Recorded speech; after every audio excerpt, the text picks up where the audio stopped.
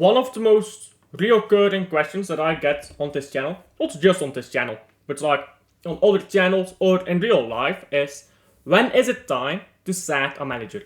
And I suppose I'll return that question to you guys. When is it time to sack a manager?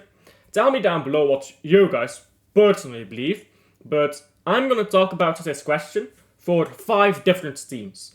Man City, Brighton, Brentford, Everton and Southampton. Because those are 5 teams with completely different standards. Man City is elite category, Brighton is just below elite, Brentford is comfortably mid-table, Everton is lower half of the table, and Southampton, well, everyone expects them to get relegated, don't they? So, what do we say for the managers across these clubs? How do the standards differ and all of that? This is gonna be a rant video again, because those are the best on my channel, so might as well get my thoughts out as well for this one. In my opinion, for Man City, if a manager does not win trophies, they should go. It's that simple.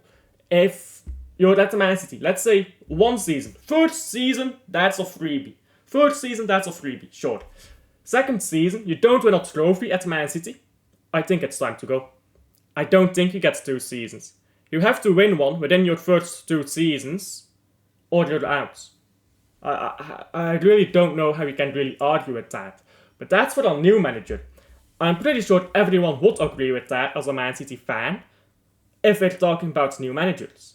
But what if we're talking about established managers? Pep Guardiola. They've won everything. I would fire a manager like Pep Guardiola when he proves himself at the point of his competency, the limit of his competency. We have never seen Pep Guardiola rebuild a team. So when Pep Guardiola is failing to rebuild a team, which he is right now, you have to ask the questions, is Pep Guardiola capable of rebuilding from scratch, letting players go when it's time, getting in to correct new players, and all of this? Is he capable of this? Or will he be sentimental? Will he overestimate the ability of some of his players? Will he be unable to just do that rebuild competently? If you see a manager, no matter how good in other things they might be, the moment they reach the level of competency, that's game over. You can't keep them. You can't keep them anymore because you're gonna hurt your future. Clubs need different things at different times. Sometimes a club needs someone to come in for 1 season, put those players in order, really disciplined players, get them in the right shape of mind, go get them across the line, be it a cup, a league title, whatever, right? Sometimes a club just needs that for a season. Get in there, win a trophy. Sometimes what a club needs is a winning manager. When they have that team with the correct mentality, with the correct players, then you get a winning manager who's going to get you over the line for the league titles, for cups, like Pep Guardiola is. Sometimes you need a rebuild manager. And currently Pep Guardiola is not proving to be that guy. Currently Pep Guardiola is not proving to be the guy who sticks at a club for 5 seasons, 6 seasons, 7, 8, 9, 10, and completely rebuilds the team. He's just not doing it. We've never seen him do it, so we can't assume that he can do it. You have to assume if he's not doing it, and he never has, he can't. You can't give these people the shadow of doubt, right? This is why Alex Ferguson is mostly considered the greatest of all time. I have 3 categories that I group managers in. Winning manager, mentality manager, and so fix up the mentality at the club, and rebuild manager. I think Alex Ferguson was all 3. I think Pep Guardiola has proven himself to be a mentality manager, fixes the mentality at clubs, and he's proven himself to be a winning manager. He's not proven himself to be a rebuild manager. Sure, he can come into teams that he's never been at and completely rebuild them, but what I'm talking about is go to a team, or stay at a team, for so many years that all the players you love, you have a friendship with them, you're good friends with these players, and now tell them, you're old, you're washed, you have to get out. Can you do that? Can you do what Alex Ferguson did to Keane? Because he's salty about it, that's how friendship ended, but that was a correct decision by Alex Ferguson. Because if you look at his next 2-3 seasons, he was fucking shit, wasn't he? So, you have to be able to make that decision at the right time. The correct decision. Not letting players go when they're so good, at the correct time. If a manager has proven himself to be capable of all three of these things, like currently, in my experience, there's only been one manager who has proven that, and that's Alex Ferguson, then sacking that manager becomes incredibly impossible to argue for.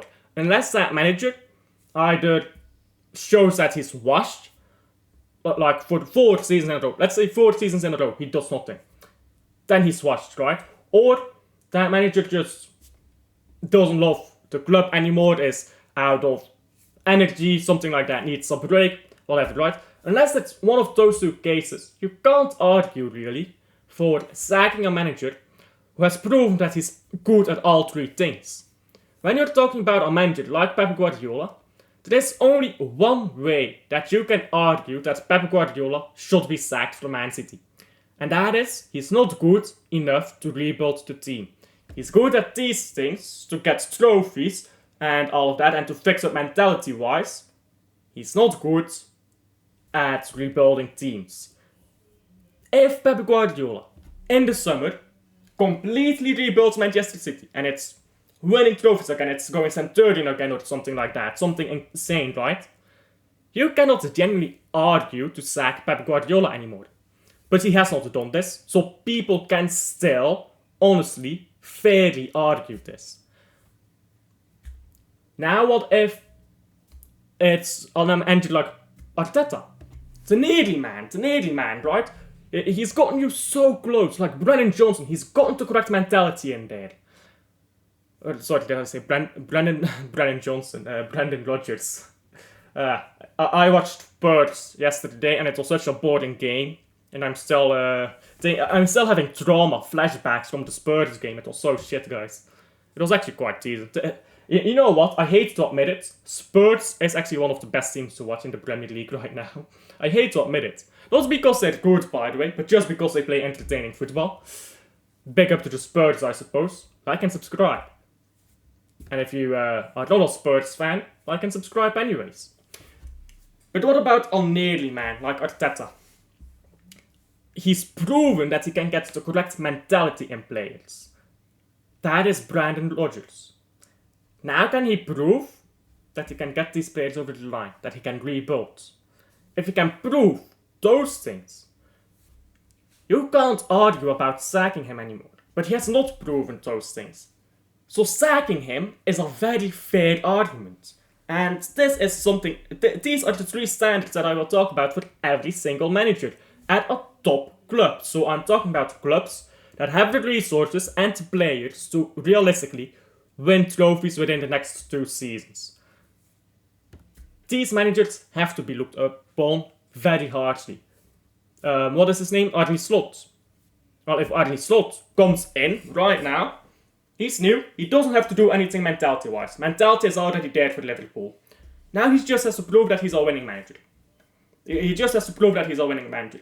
If he does that, fair enough. You can't sack him until he stops winning.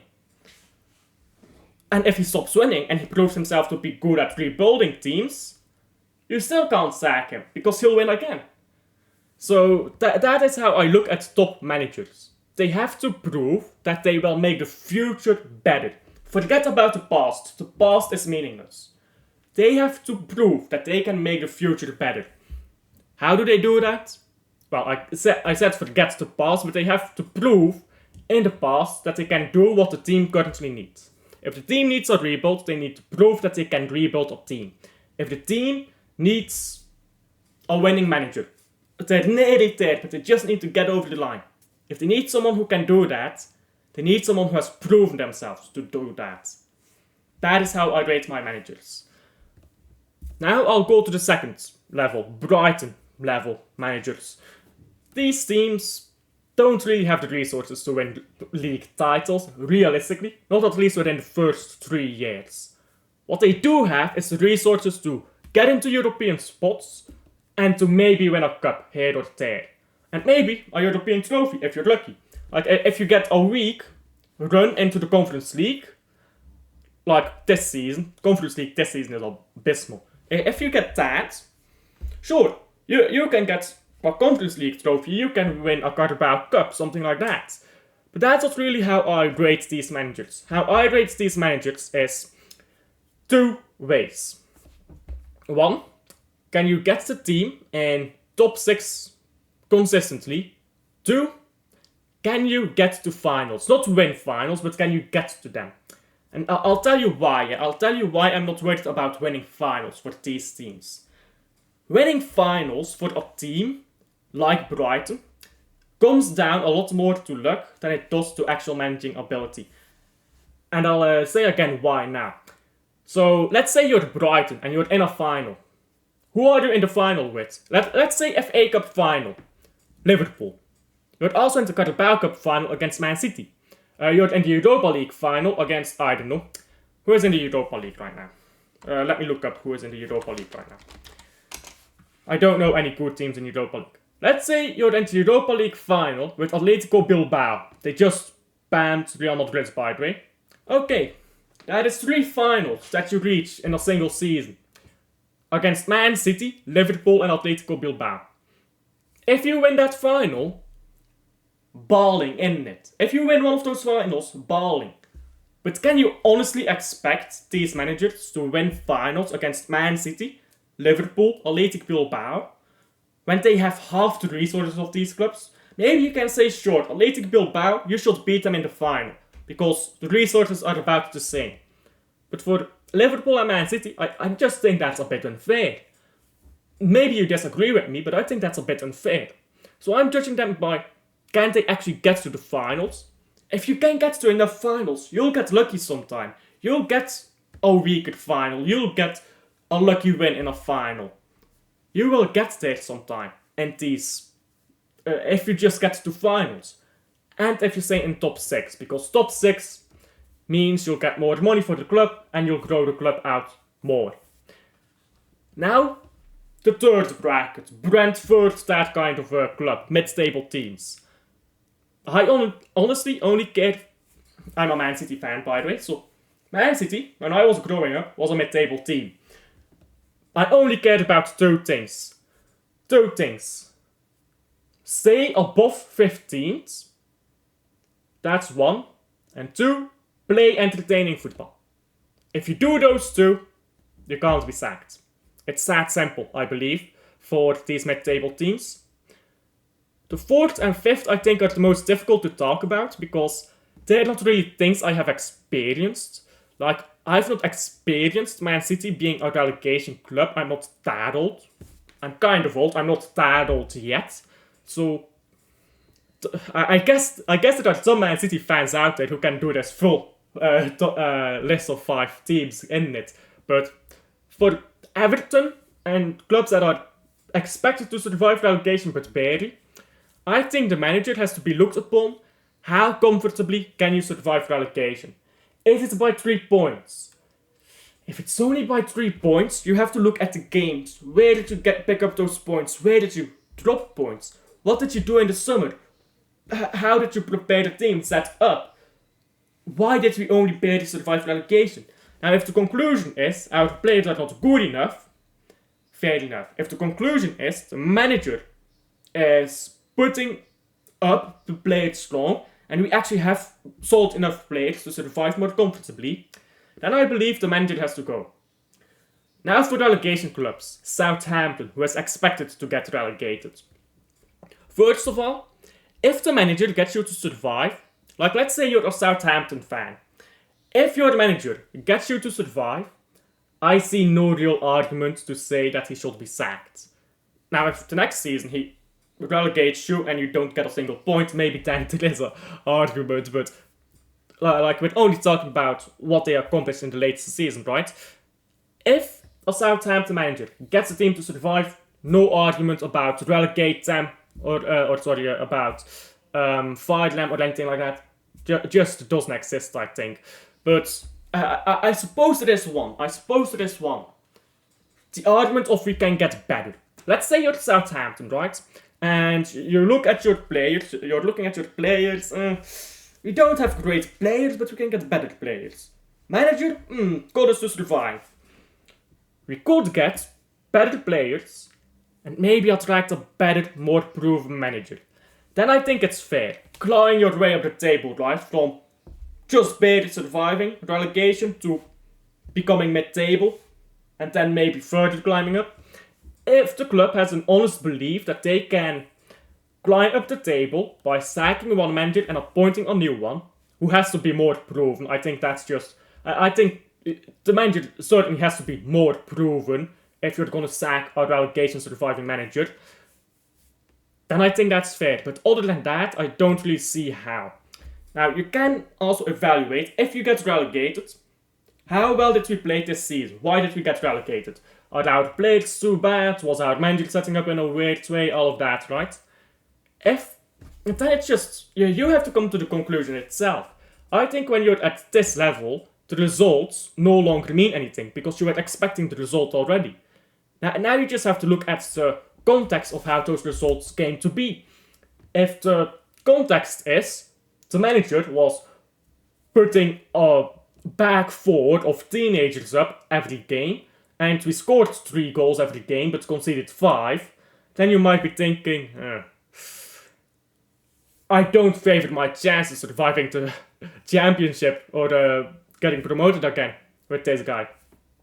But if it's like, oh, the manager, he completely outdid Pep Guardiola, Arne Slot, all the top managers in the league tactically, and then Kevin De Bruyne scored a goal from 30 yards out, and then Mo Salah dribbled through our entire team and scored, and that's why we got relegated.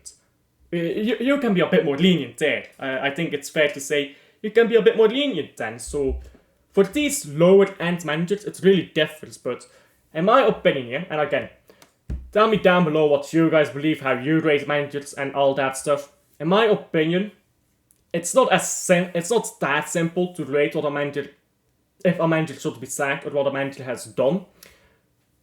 But I can say one thing.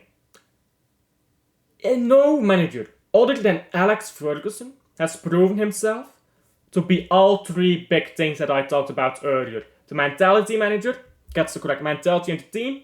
The winning manager gets you over the line. And third, the rebuild manager. Your team is shit. Throw all the shit away. Get in new good players. Complete rebuild. He's the only one that has ever proven to be all 3. So he's the only manager that I could ever argue is not sackable. But that is not even true, because if he came back now, I'm sure Alex Ferguson, how old is he? 81, I believe. I believe he's 81 years old. If he comes back now, today, I'm sure he'll be washed, bro. Let's be honest. When we are 80, yeah? When we are in our 80s, we will wish that we still had the level of clarity that Alex Ferguson still does. Because when you get that old, your brain stops working properly, so that guy is probably washed. So you have to make the brutal decision. Look, you're the greatest of all time, potentially. Not anymore. You are past your time. You have to go. I think no matter who the manager is, that is always a fair argument.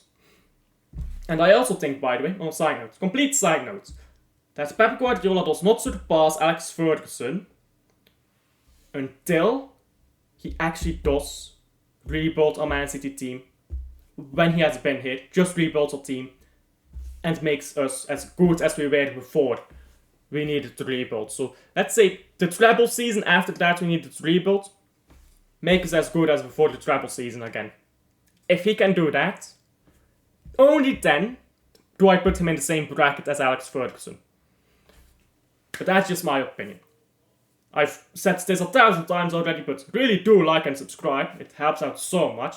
We're trying to get to 500 subscribers by the end of the year. Not sure how realistic it is. I'm 45 subscribers away or something. Be out there, help me get there.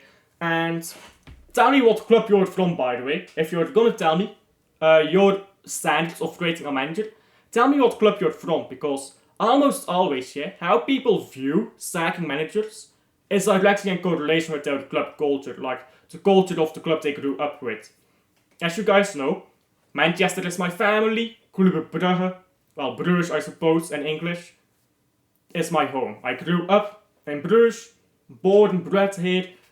This is my home. This is the home club I support, Club Brugge.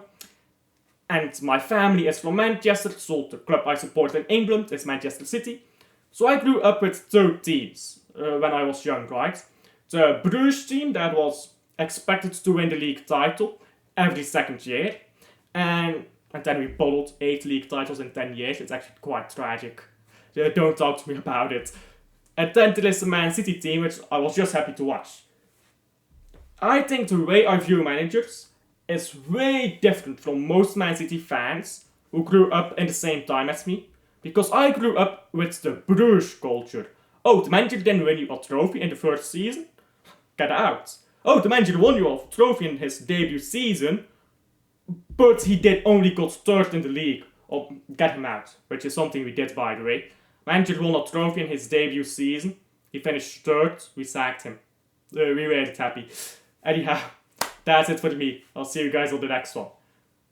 Bye.